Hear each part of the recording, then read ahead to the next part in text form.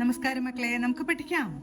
ഇന്ന് നമ്മൾ ളയുടെ കൂട്ടക്ഷരം വരുന്ന കുറച്ചധികം വാക്കുകളാണ് എഴുതാനും വായിക്കാനും പഠിക്കുന്നത്. ആദ്യത്തെ വാക്ക് വള്ളം, അടുത്തത് കള്ളം, അടുത്ത വാക്ക് ഉള്ളി, അടുത്ത വാക്ക് പള്ളി, അടുത്ത വാക്ക് തള്ളി, അടുത്ത വാക്ക് നുള്ളി.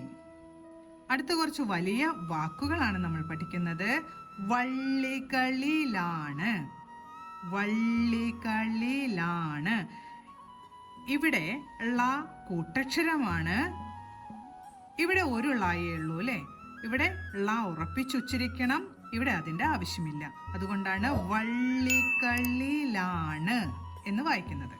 അടുത്തത് കള്ളമരുത്ത്, കള്ളമരുത്ത്. അടുത്തത് പുള്ളികളാണ്, പുള്ളികളാണ്. അടുത്ത വാക്ക് വള്ളമാണ്, വള്ളമാണ്. അടുത്ത വാക്ക് തള്ളരുത്ത്, തള്ളരുത്ത്.